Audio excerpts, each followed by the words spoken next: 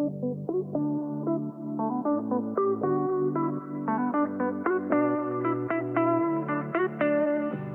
we're here today to discuss your experiences within and also apart from martial arts, about your mindset, and you're obviously extremely accomplished in that area. So we'll start at the very beginning. What is the thing that we need to know about your early experiences, or something which has defined who you are today from your early life? Okay, well, one of the things that really I think defined me as an adult looking back was that when I was growing up, I still lived in a world where sports were for boys and these things were for girls and these things were for boys. And a lot of people, if I said, oh, I want to go play basketball, they'd be like, oh, that's for boys, that's not really for girls. What about this dance thing down the road? It just didn't excite me.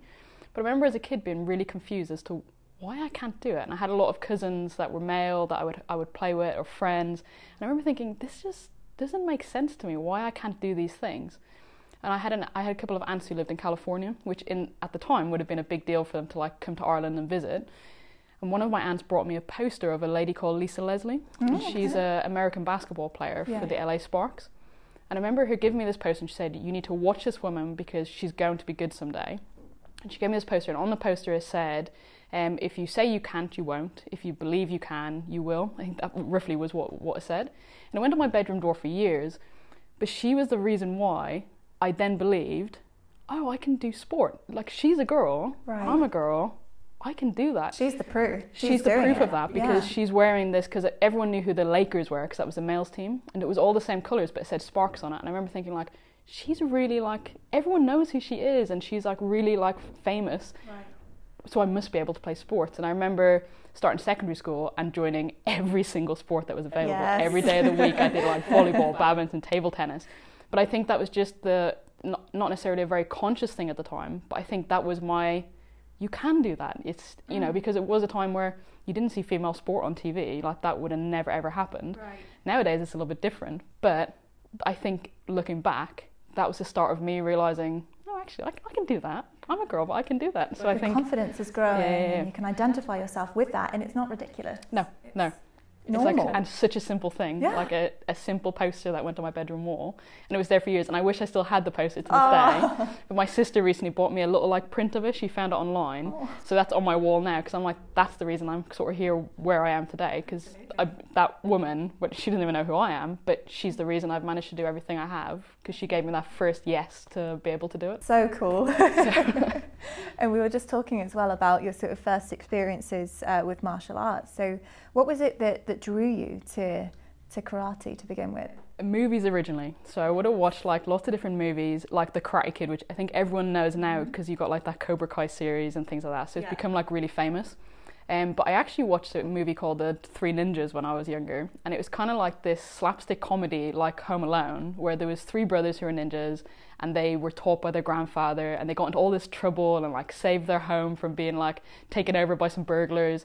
And there was something about like them wearing the uniforms and like the Japanese part of it that just drew me in. And I remember in the days I used to go and rent videos from like video shops. I would go and I would just have the same movie over and over. My mum and dad used to be sick of listening to it.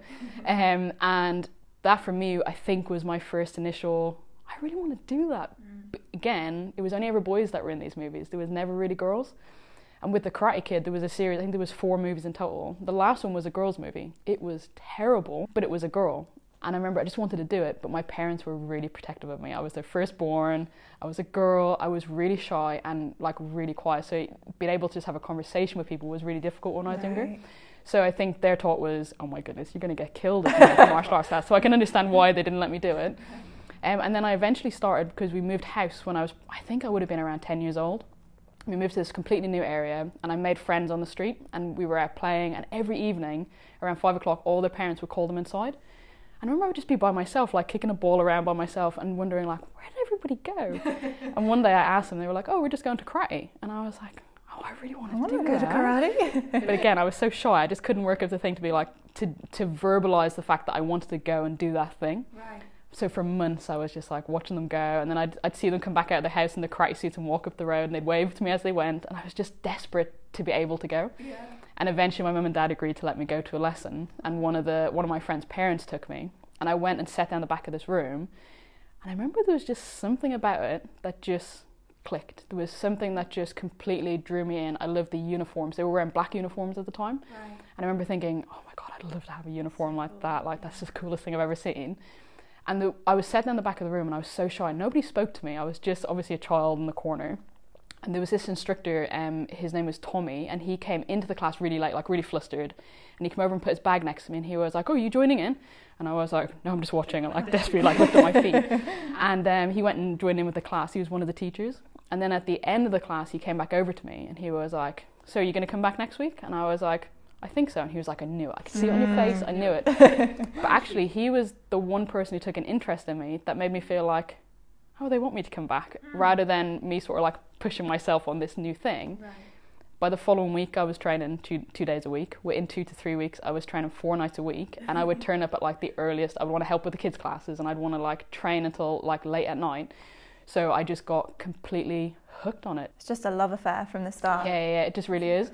And it's really weird because I've never had that again in life where I've had something that just completely sucked me in. And it's just, it's the weirdest thing, but I'm so happy it ever happened. So how has it defined you as a person, as an adult woman? I suppose for me, it's kind of given me a place to be myself and like a safe space to be myself. Because I feel like because I am quite shy and I find like social situations quite hard sometimes, I think a lot of the time I'm sort of like talk myself out of doing things because I don't want to do it. Right. With my martial arts, it's kind of like the one constant I've had in my life. So when the world was crazy around you, like even when you think back to like going from primary school to secondary school, like those really big changes that are kind of like really terrifying, I always knew by the end of that terrible day or that really stressful day, I had my martial arts class in the evening. Right. And it was kind of like the calm from all the storms throughout, as you know, life's like up and down all the time. Yeah. It was that sort of calm where it gave you that chance to reset and then accept the fact that, no, this is who I am, and then carry on with the rest of the things. So that stressful thing you had in the day didn't seem so stressful by the time you got to the end of your class. So you can just decompress and be yourself and know that you're really good at it as well. Like as you're going through, you're like, this is kind of where I'm meant to be. Yeah. And I think my thing is I never believe I'm really good at it, and that is the thing I think that drives me, because I always think I'm the worst student, I'm the worst teacher, I'm the worst at this, I'm the worst at that. But what it does is, it's kind of like a negative that works out positively for me, because it's what drives me to keep going, because I don't believe I'm good at this thing. I practice it a million times, so I'm better at it. But I continually, because martial arts is meant to be a lifetime thing. It's not meant to be something that, you know, you learn the set thing, you have it perfect and you never think about it again. You're always going back and sort of going back over the information you had and trying to like improve on it. So I think my negativity is one of my biggest positives, because it like drives me to do better. And the same with my students. I always think, oh my God, they're just terrible. Oh, they're never going to do very well. But it pushes me to always push them that little bit further and like give them those goals and things to sort of achieve. And then in the end of it, they come out really good and really positive, because I would never tell them that. No, but you encourage them or whatever, but you push them that little bit further, and you're not complacent with yourself either. It's always, how can I be better? How can I? So it sort of drives me on. So I think that's sort of defined me, because I do that throughout all my life stuff now. So whether it's like work stuff or you know, family things, I apply that same sort of logic to it. It's like, if I practice it, just go over the thing I want to do, then it will be better before I do it. So you've reached an incredible level within Kenpo, within martial arts. And I wanted to ask you, to what do you attribute your success? Are you hungry for that, you know, ultimate success? I think for me, I fell in love with what I did. And I think if you fall in love with the things you do, it's never a chore, it's never hard work. Right. But because I love what I do, I just want to do it all the time. And I think it's that like consistency to it that led to my success. Because I've got, and I'm not a bragger, like my partner is usually the one who'll go around saying, oh, she's 8 times world champion and she's this year's like grand champion. And I'm like, I don't want to talk about it, I really don't want to talk about it. But I don't necessarily brag about those things because I'm not competitive, which is like really, really odd. I love the process of it. I love the fear. Like if I go to a tournament, even now, I am terrified. Even all my years of experience, I'll be like shaking like a leaf on the side. Right. I don't want to be eating breakfast in the morning because I feel too sick. And it's like, it's almost like this, like a drug in the way, because you're so like hyped. Right. And then when I perform, I have this complete calm because I prepared for it. Right. So it's like this everything just settles. And I'm a real anxious person, so my mind's always going like 100 miles an hour. And when I compete, for that moment, it might be only a minute that you're on the floor, everything's just calm and I'm just doing that thing that's almost on autopilot. So it's sort of, I've become good at it because I enjoy that feeling as such. And then as soon as I'm done, I'm back to like shaking like a side thinking, oh my God, did I do this right? I don't remember if I did this move or that move. But it sort of keeps me, that's the thing that drives me to do it. Right. It's not the trophies or the medals, but because I've won quite a lot, people are always like, oh, but what if you didn't win? I'm like, actually, if I can walk away from it and think, I felt good, like I did my absolute best, I am really, really happy with it.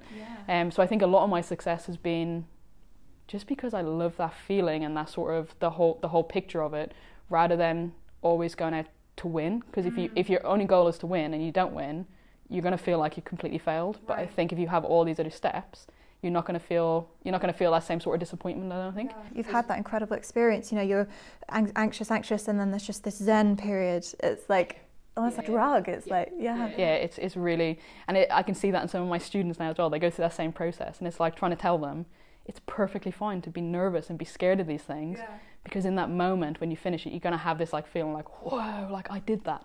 So you mentioned on your website that it's quite rare to have a female instructor to, you know, the level and the experience that you have. How has it been for you throughout your career, being in what is fair to say is probably quite a male-dominated field? I mean, what are your experiences as you've grown up with that? I think there's been positives and negatives to it. I think as a female in a male-dominated world, you're always fighting for your place in a class, because you always feel like you've got something to prove over the guys, because they are going to be stronger and faster. Not everybody. There's always going to be that woman somewhere that is like really, really strong. And you're like, yes. It's not me, because I am not the strongest person in the world. So if somebody's doing 100 push-ups next to me, I'm like struggling to do 10 on the other side. But I think being in a male-dominated world has positives and negatives, like everything in this life. And I think one of the negatives that I've experienced over the years is a lot of guys are just really rude, or they might be like really sexist in their comments, or they don't want to partner off with you because they'll look around the room and be like, oh, it's a girl, I don't want to train with her. And I've had that loads of times. We had me and my partner had 2 new guys who'd done martial arts before looking to come train with them. They booked for like a private session, and when we turned up to teach the private session, you could literally see in their bodies, they were like, oh, he brought his girlfriend, oh, we're gonna have to train with her. And they were really like, you could see it in their body language that they really weren't impressed that this girl was there. And then they partnered with me so I could show them a technique. And I chucked this guy on the ground. I hope you did. And he got up, and it was like he had a different feel about him, because suddenly he was like, oh. I underestimated you. And he still tells that story to this day, because as far as he was concerned, he underestimated it. He just assumed because I was a girl, I was going to be terrible. But actually, I wasn't. I was like really, really knowledgeable in what I was teaching, and how I did it was really, really good. But he'd never experienced it before, because maybe he trained with other girls who maybe weren't as proficient or as experienced. But it completely changed his perception of training with a girl. But you still have in any sort of martial art, and I'm sure in other sports or other sort of walks of life, you always have men that are going to put you down. They're always going to have like sexist comments to say to you, or they're going to be inappropriate in what they say or in what they do. And I've often been at like seminar events where you'll be training with a guy, and he might accidentally like touch your boob or something, and then he'll try pawn it off as, oh sorry, I was just doing the technique, and you know full well that wasn't the case. So I think for a lot of females that's a big barrier, because it does feel uncomfortable, but it's how you then learn to deal with it, or to then say, actually that's not appropriate, I'm going to change partners. A lot of women don't feel they can do that, because like as most of us can put our hand up, you could sort of think, oh, he's just being a boy, or he's just being a bit of a bloke. But actually it's not appropriate to do it, and it's not. And I have a story which I don't know whether it's going to be appropriate or not to tell you, but please, I'll tell you, and then we'll see. So I went to a seminar once, and at this seminar I was the only girl who turned up, and it was like an international instructor was teaching it. So they were all like random people. I'd never met pretty much any of them before. And we got to this part of the day where it was a technique where you were pinned against a wall, and it was how to defend yourself and get yourself basically away from the wall, and to keep yourself safe. And I got partnered off with this guy who was like 6 foot tall. He was like this huge bloke. And he immediately made like a beeline to be my partner at this point. And I remember thinking like, I feel like this is odd, like I feel slightly uncomfortable. So I let him do the technique first. So I pinned him against the wall. He did the technique as it was demonstrated, no issues whatsoever. But then it was my turn. So my back was to the wall, and he pinned me to the wall. And just before I started to move, he leaned in, and I'll paraphrase what he said, but he said, "This would never work if I was to sexually assault you."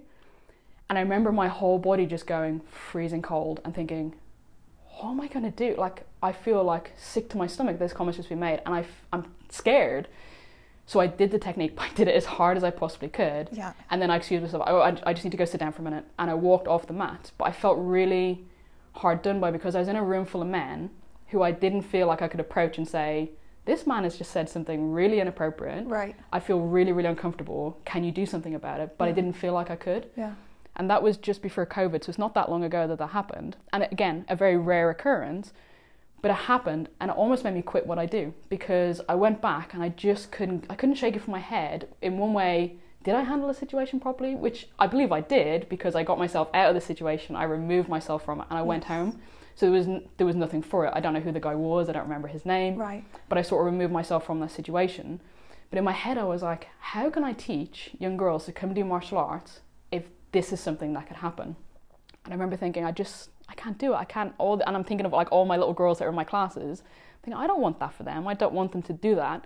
And also, I don't want to be teaching these boys in my class the tools to be able to put a girl in that position. Right.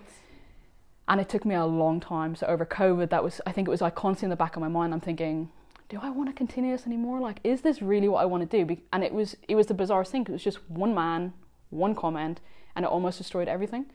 And then I just had this moment one day, I was thinking about it, and I thought, you know what? No, he doesn't get to define who I am or what I'm doing, because I firmly believe, I teach the opposite to my kids. All my boy students respect my girl students, and I'm very like defined in making sure that they do that, in the hope that when those kids are going to seminars in the future, they're a different generation of kids who actually have given those girls those tools to understand that no man has a right to say something like that, but you have a right to just remove yourself. And in martial arts, there's always a thing of being disrespectful. So if you just walk off the mats, that's quite a disrespectful thing. So people can kind of like look down on you a little bit. But actually that's perfectly okay, because if you don't feel safe at that moment, you can remove yourself from it. It doesn't matter what the rules are, you've got to keep yourself safe. Mm-hmm. So it was a very negative experience, but it became one of my more positive ones, and why I started doing my female only classes, because I was like, I have to empower women to realise that these things are not appropriate, that you can't deal with, you can't just walk away from it and just allow these things to happen. You have to keep yourself safe, regardless of what the cost of it is. But then at the same time, when we talk about training in a male-dominated sport, I've had so many positive experiences, because I've met hundreds of guys that have inspired me in like loads of different ways, or had my back at certain points where I'm like, I don't know, on a competition floor and they're like cheering your name on the side, or, you know, my partner Mark, he's my biggest fan. Whatever I say I'm doing my martial arts, he's behind me 100%. Whether he believes it or not, he'll go behind me, he'll support me, and he'll do it. So there's probably 99% of men in martial arts are fantastic people, and like really sort of, they don't cause women to not want to do it. Sure. They're actually there to fully support and embrace females taking part in it. But there's always that 1%. But it's the same across, you know, all walks of life, really, isn't it? Yeah. It's sort of the same thing. It's not all men, but we don't know which men. And that's the point. You have to be on your guard, as much as it's wrong that should be asked of you in everyday life, whether you're walking home at some point, whether you're jogging, whether you're in a martial arts seminar. It's like there's always that thing in the back of your mind that, am I safe? You've always got that, you know, walking home with your keys, as we said, in your hand, you know, just feeling that in your gut a little bit. Yeah, and I think that's the thing, because I think we were talking about like female self-defense and things. They're the things we go through. But no man understands that. No man understands that panic you have. If your bus stop is only literally 5 minutes from the house and you've come home, that is the longest 5 minutes of your life if it's late or it's dark, and everything scares you, and you're not sure what's going to happen, and like that you've got keys in your hand, or you're on the phone to a friend because you just want to make sure that somebody knows exactly where you are. Men don't understand that, because they don't face that same sort of fear that we go through. Right. So it's a very different thing, which is why I think there's not so many female martial arts instructors, because they're taught by men who are teaching men things and how to defend yourself as a man. They don't understand how to be a woman. And I think the women in martial arts who can understand the other side of the coin and sort of have a voice and say, hang on a second, I don't want to punch somebody really hard. I want to be able to control that situation before it arises. How can I do that? Right. And I think they're the women that then sort of empower and inspire those women to sort of continue training much, much longer. we had that conversation because me and my ignorance thought, oh, amazing martial artist, why don't we, my partner also does martial arts, and I was like, do you want to come and deck him? Do you want to come and do like a super cool move, and just show us like a move of self-defense that we can use to, perhaps if we're in a situation, that's what we can do. And you said, actually, that's perhaps not the right thing to do. Yeah, I'm quite passionate about it, so I'm glad you asked me to demonstrate, although I can trick your boyfriend on the ground at any point you want me to. Oh my God, I'd love nothing more than that. But one of the things is, if I put it in a completely different way, if I was to say to you, right, you've never gone swimming in your life, but you might someday fall in a pool of water and you need to be able to save your life. So I take you down the local pool, I give you a 1-hour lesson, and I never teach you again. 10 years down the road, you fall into a pool of water. Do you think you've remembered the skills to be able to swim and save yourself? So it's the exact same at martial arts. So all these, and again, it's mainly men, sell these women's self-defense courses where they'll be like, this is the move, this is the thing that will get you out of it. And actually it gives you a complete false sense of security, because you go away thinking, oh yeah, I know exactly what to do if that happens. But in that moment, that's not going to come to you, because your brain will automatically, in a state of panic, revert back to what it knows. And if it hasn't been practicing it regularly, it's not there anymore. You can think it, but it's not going to come out. And I think it's a really dangerous thing to give male or female a false sense of security in saying, this is the ultimate move, this is the thing that will save you, because actually chances are it's not going to. There's no way you're going to be able to pull it out. What's a better thing to do if you were going to give any woman or anyone who feels vulnerable in that situation a piece of advice now? What can they take with them from this podcast that they're like, okay, I'm in this situation, what did Sinead say? Is it like a mindset, or? I think it is a mindset. I think it's recognizing the signs of stuff and accepting and not fighting that little voice in your head that's saying, something doesn't feel right. Yes. And to go with the flow of it.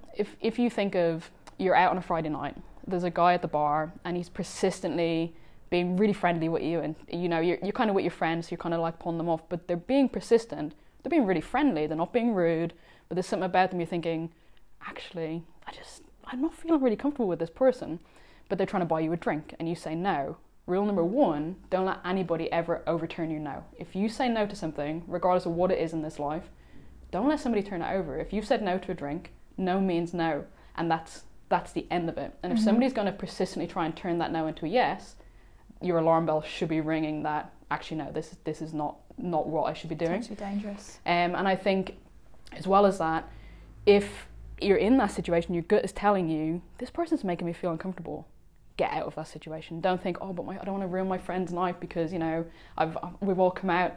Go somewhere else. You know, say to your friends, this guy's really making me feel uncomfortable. He hasn't done anything, but I'm really not getting a good vibe from him. Remove yourself from the situation and move on, but move on safely. Don't leave the place by yourself, or, you know. And I think as a female, we're always afraid of being rude or like upsetting somebody else, or, you know, getting a little bit more emotional about stuff. But trust that instinct. And I think that's the best advice I can have, because actually it's those small things that lead on to the more violent things that you then hear in the news. And I think if you can accept the fact that, actually I feel uncomfortable now, let's get out of this situation, your good evening stays a good evening and it doesn't turn bad. Okay. And I think that's female self-defense. It's not me teaching you how to punch and kick really well. Right. It helps if you study martial arts. It will help in the long run because you know it, but you're practicing all the time, so it's a very different thing. But for someone like yourself who doesn't do martial arts, it's completely useless. Right. So it's much better that if I'm going to teach a self-defense course, it's a lot about the mindset. It's like how to get in and out of your car safely. So if you're going through a car park at night and you're really, really scared and you're thinking, oh God, you like feel like somebody might be around, and it might be nobody, but you kind of feel really nervous, is how to approach that car safely and how to get into your car safely, so that you, if somebody was there, you're in the safest position you can as quickly as possible. There's loads of things like that actually are, again, you would need to be in a class situation so I can teach it all. Sure. But that's what keeps women safe. Right. So, but the main thing is, no means no, and have the mindset of you don't have to worry about being rude. If you want to get out of a situation, you leave that situation and go. Yeah, it might save your life being rude. Yeah. So, and I think a lot of us get stuck in that, don't we? Where you're like, oh, I don't want to be rude. Oh, it's somebody's birthday. I don't want to like ruin the evening. But if you're in that uncomfortable situation, then so be it. It's like you say when they're being nice as well, and you're like, I kind of don't want to break out of this and be like the horrible person and be like, actually, I'm going to break this social context and make you feel and look like the predator I feel may be happening right now. So we usually like, you know, and when a man doesn't take what you say as, you know, that's the most infuriating thing as well. When you say no and they overturn your no, and then another man comes along and they're like, oh, sorry, dude. And you're like, sorry, do you not take the weight of my opinion because I'm a female? It's exactly. The imbalance is infuriating. Yeah, and I think as well, on the other side of the coin, you get people that will then say, well, how am I ever going to have a boyfriend if you're telling me that the guy that's been really nice at the bar, I'm not going to sort of get in with it, I'm just going to push it aside. How are you ever going to find a boyfriend? I think in this day and age, and especially in our generations, social media is a big thing. So if you meet a guy in a bar, take his number. You know, ask his name and ask him his number and say, oh, listen, I'm with my mates tonight, but you're a really nice guy, I'll text you in the week. Right. Then it puts the ball back in your court, so you're in control of that situation. So if that guy was really making you feel creepy, well, he's gotten what he wants, he thinks, because you've taken his number and he might leave you alone.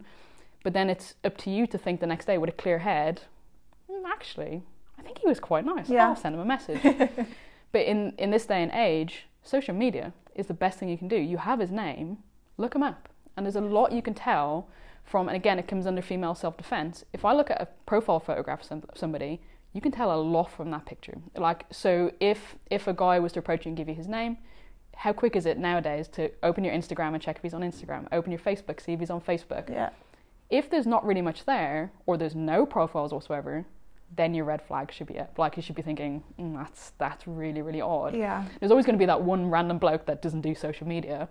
But as a general rule, there's information about all of us online, so you should be able to find something that backs up the fact that person is who they're saying they are, which can give you a little bit more of a, oh, actually, I feel like he looks like a family guy, or he looks like he's got like 4 sisters. He's got a dog. He's got a dog. It gives a more human sort of feel to it, and then it can give you that little bit of like, oh, okay, I think this might be okay. I'll meet him for coffee. But you'll meet at your coffee place that you feel safest at, where somebody knows where you're at, and then it can bloom from there. Yes. But it's just avoiding that initial persistence of a guy when you're not sure. But if you put those little extra things in place, you can definitely be a lot safer. That's amazing advice. In my personal opinion, anyway. Absolutely. No, thank you. It's really important to know that. What I wanted to touch on as well is one maybe unfortunate thing when it comes to women in sports is that there's you might hold yourself back from doing either what you love or from training in a certain way because you don't want to appear too masculine in your body. What's your experience with that within the martial arts world and sort of personally? I think personally, women as a whole, we are our own worst enemies. And I think there's so much pressure in the world to have your body in a particular way and a particular type that we then feel completely constricted by it because you feel like, well, I can't do that because I'm not muscly enough, or oh, I can't do that because I'm too muscly. Right. Whereas in actual fact, you can do whatever you want in this world. You just have to learn to accept who you are, but then find the group that accepts you for that. So I think a lot of the time, if you're thinking, oh, I don't want to be too muscly, you're probably thinking way too far down the line that that's probably never going to happen. True. But you're not starting that thing because that's what your perception of it is. Well, I'm not going to do any weightlifting because I'm 100% going to end up built like Arnold Schwarzenegger or something. But in reality, that doesn't happen. And I think a lot of the time we go through this process of thinking these things and then they become your reality. But actually, if you were to speak to women that did weightlifting or meet them, you'd be like, oh, actually, you don't look how I thought I would look if I was doing what you do. And I think a lot of the time, I know myself, I put so many barriers in front of ever going to anything. I love the idea of like trying something new, whether it's martial arts stuff or things that aren't martial arts. And I'm my worst enemy before I start because I'll see a poster and I'll think, oh, am I the right kind of person? Do I wear the right kind of clothes? Right. I'm probably not fit enough for that, or oh, I'm really too shy. I'm probably not going to be chatting enough for that group. And the process of reading a poster or a website or an ad to turning up to something is almost impossible for me because I've talked myself out of all the reasons why I shouldn't do it because I'm not the right person before I ever get started. And I think a lot of the time, if you can find one reason why to do something, that can be the reason you then start at that thing. So if you can push aside all those fears of, oh, I don't want to be too muscly or I'm not fit enough, then I think you can actually look at one thing you want to get from it. And then when you go, you focus on that thing. it can help you then to be able to get into something. Right. But there's loads of things that I always like advise people, and it sounds like I'm trying to hard sell my martial arts sometimes, because if you were to contact me, I'll say, oh, if you've got a friend that might like to come with you. Right. You're probably thinking, yeah, she wants the extra money because she's going to have another student. But actually, if you have a friend that comes with you, it removes a lot of the barriers, what we feel really nervous about before we start. Because I know when I walk into a room with new people, I will stand in the furthest corner away from everybody and I won't know what to say or what to do. But if me and you were friends and I said, oh, do you want to come along? I really want to do this thing. Can you come with me? Yeah. Even if you only come for maybe 1 or 2 sessions to sort of, as I settle in, it gets rid of those barriers, because when you're feeling really terrified in the corner, you don't know who to speak to, you've got your friend. And then between the two of you, you'll probably meet one other person while you're there, and then you can get to know them.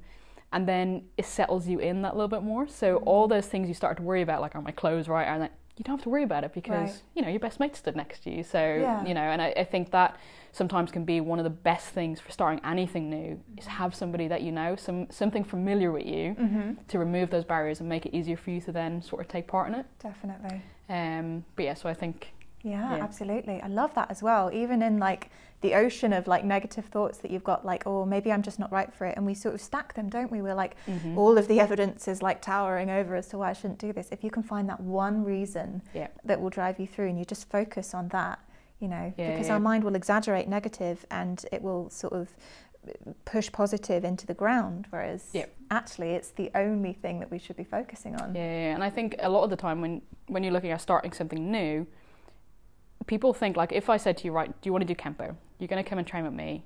You'll do 1 class with me. I'll send you down to the south of the country and I'll put you in another Kenpo class with somebody completely different. Right. You're going to feel very different about both of those classes. And I think it's kind of a misconception that if you go to martial arts, that one martial arts class, sometimes people feel like, oh, I never want to do martial arts again. But actually, it was probably just not the right space for you. And I think a lot of the time as females, we need to try different places, you know, look at these things you want to do and then think, right, I'm going to give this a try on Tuesday and this a try on Thursday, and then I'll see how I feel.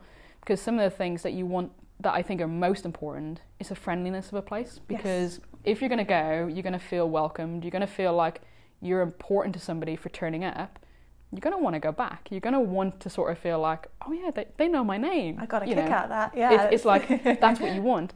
And I think if you can find that place by going to like a little taster session here and a little taster session there, very quickly you get a feel for the room. Are they all kind of clicky and in their little groups where they're not really saying hello to you? Right. Or are they really welcoming and sort of say hello? And in my martial arts classes, I pride myself on the fact that when someone new comes in, I'm generally not the first person to say hello, because with my little kids, when I started off, I used to say, I had this little quiet boy called Leo, and I would say to him, oh, there's a new little girl after coming in. Do you mind going and saying hello to her? And ask her, does she want to join in? And he would sort of toddle over to her and say, oh, do you want to join in? And but it was like that friendly face. It wasn't like the big teacher in the room coming over and being like, oh, hello, my name is, sort of tearing over somebody. But immediately it gives that child a connection and a name that they can then sort of feel comfortable in a class. And I think that same principle applies to adults. So if a new lady turns up to my ladies class, my ladies will be quite friendly. They'll be like, oh, hello, oh, it's your first lesson, oh, let me show you how to tie your belt, or it's very friendly on that first go, and I think that makes you feel at ease. And I think if you can have that first step correct, women are more likely to then stay at that thing, because you just feel safer. You just feel like, oh, okay, they want to chat to me. It's a nice bunch. I feel accepted. I feel exactly. And I think regardless of what the class you're there for, even if the teacher is a terrible teacher and the class isn't necessarily that good, if you have a really good bunch of people that have been really accepting, you'll probably continue to go to it, because sometimes that social aspect of these things is actually just as important, if not more important, than the thing you've turned up to sort of do in practice. So I always say, shop around when you go joining anything or sort of having new groups of friends. Go places and see what they've got and get a feeling for the general feel of the place, not necessarily what they're doing.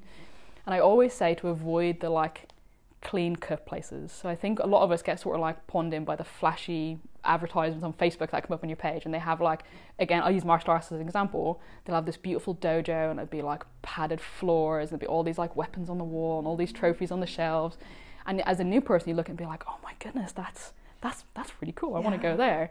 But actually that's your more commercial place. That's the place that wants you to pay your fees, and they don't care whether you turn up or don't turn up. They just want you to come, do the thing you've turned up for and go home, and they probably don't think about you again. But if you go to the local, you know, church hall that's teaching a martial arts class, they probably have the worst kit, it's probably falling apart, but you're more likely to stick at it because they really care the fact you've turned up. You know, you might be just one new person, but they really want you to be part of that group, and they want to include you, and they want to make you feel safe in that environment.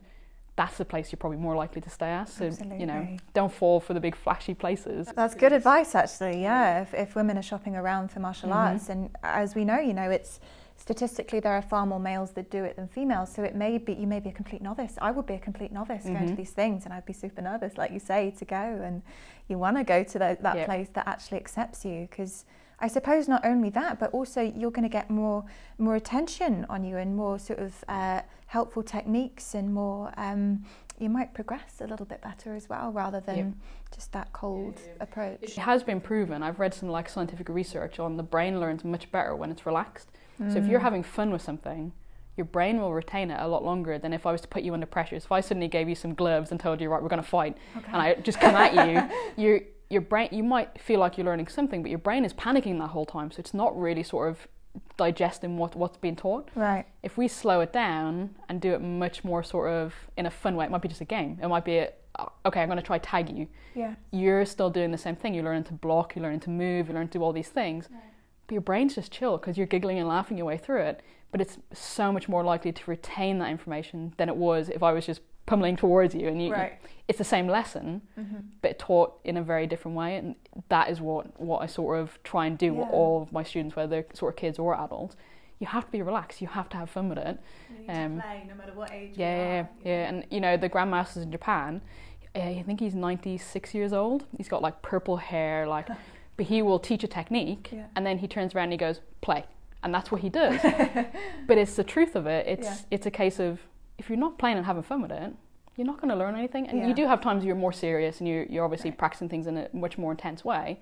But the general day-to-day, you've got to love it. You've got to like be having fun with it and enjoy it to want to come back the following week. So if a woman was thinking about coming to your women's only class, you know, what can you expect from a typical class, for instance? So our class, as I said, it's going to be welcoming from the second you walk in the door. So, you know, you'll come in, everyone will probably say hello to you, they'll start chit-chatting. They love a chit-chat before the start of the class. So you feel you'll feel really at ease really quick, or I hope most of them feel really at ease.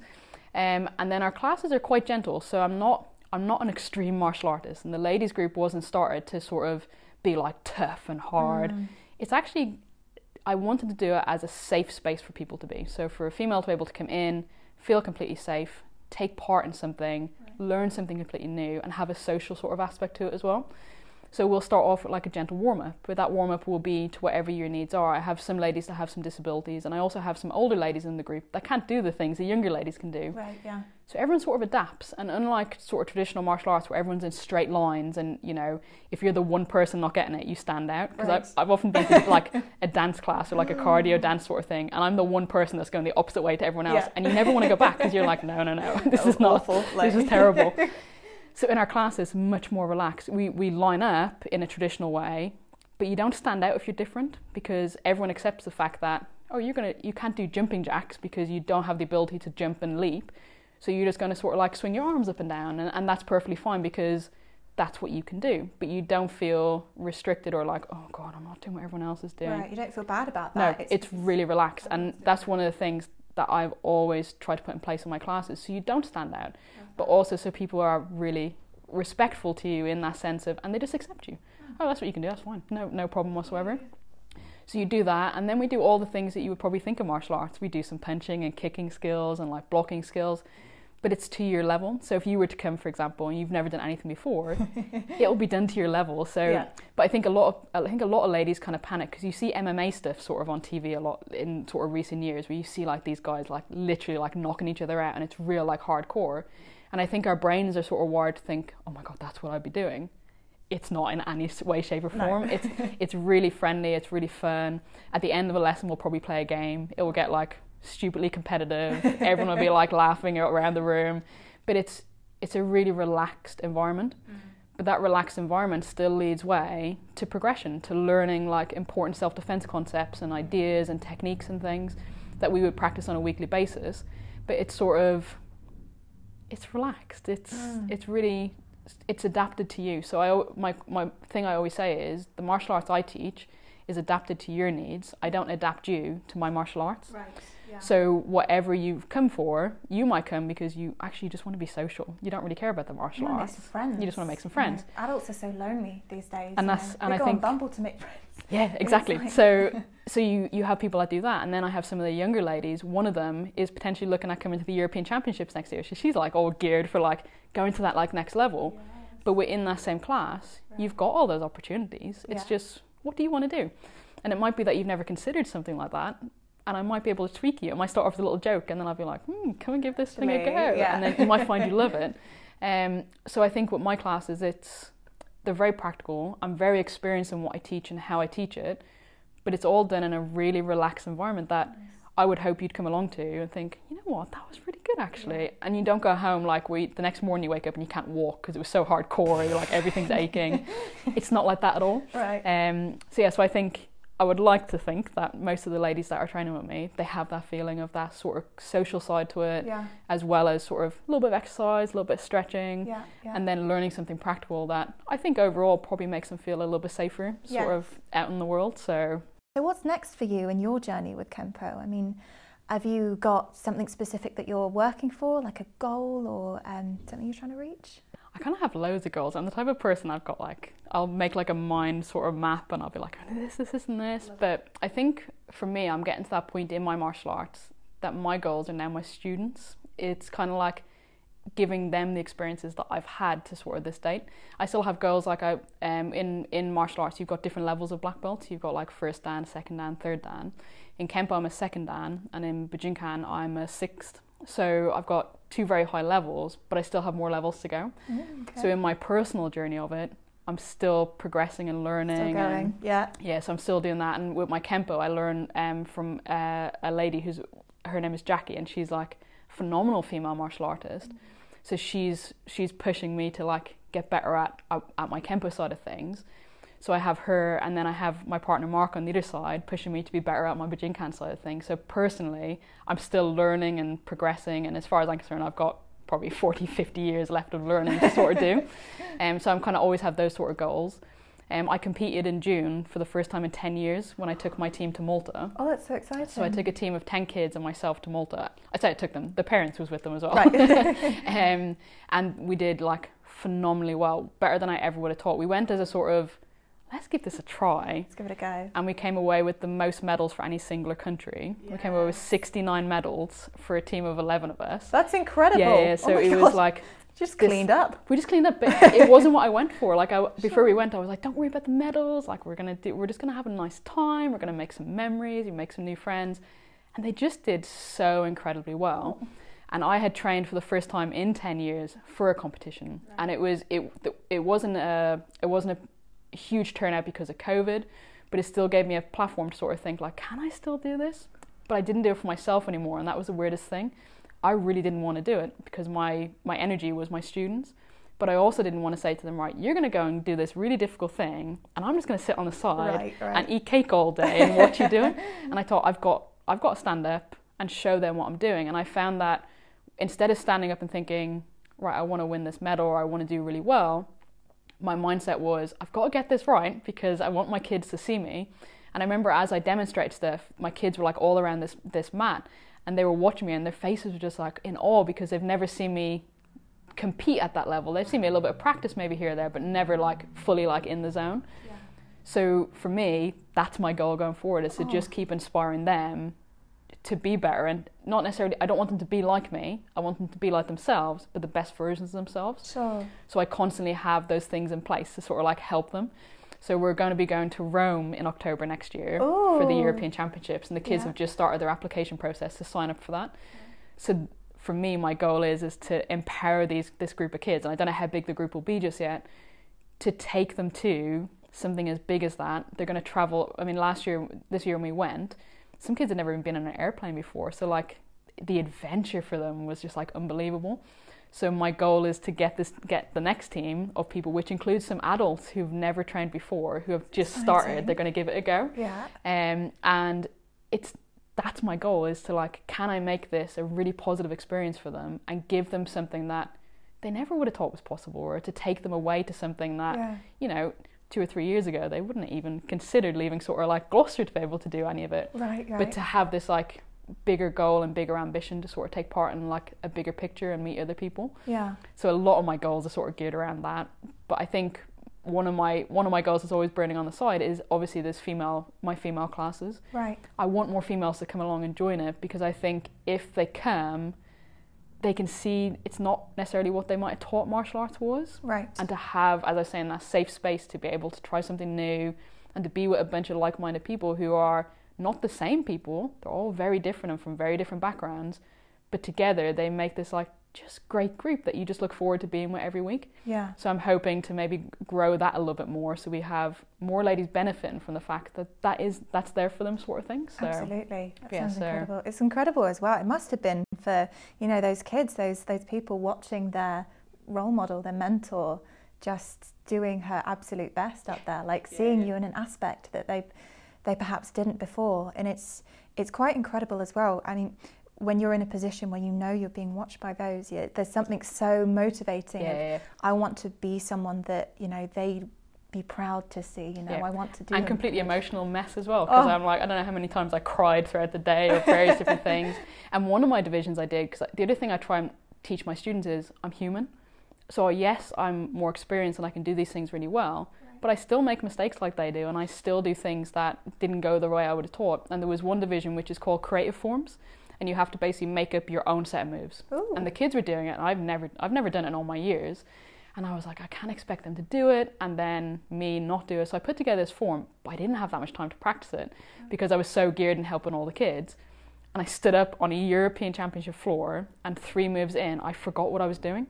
And I went completely blank, and I thought, don't stop, don't stop, don't stop. And I made something up on the spot. Nice, in the middle of all these like high-ranking black belts. I had no clue what I was doing. I just kept thinking, just keep going, just keep going, just keep going. Yeah. And when I finished, the kids were like, oh my God, that was so good. And I was like, but did you notice? It wasn't anything I planned to do. And they were like, oh yeah. I said, because I forgot everything. But to them, it was like that thing of, oh, she made a mistake. And it's perfectly fine to do that, because that is part of the learning. So and you rolled with it and you made it. Yeah. Yeah. And it's that sort of thing. Yes, I'm good at what I do, but I'm still going to make mistakes. I'm still going to get up and have a bad day on a competition or even just in training. And I like my students to see that side of it as well, that it's not this like pristine example of a teacher. They can approach me about anything they want to, and it's sort of it's already sort of like set in place. Absolutely. That's incredible. Well, I think that's probably all we've got time for, so thank you so much for joining us. And we'll keep up to date, and you have to tell us all about Rome as well. Yes, and I will do. in the future. Fantastic. Okay.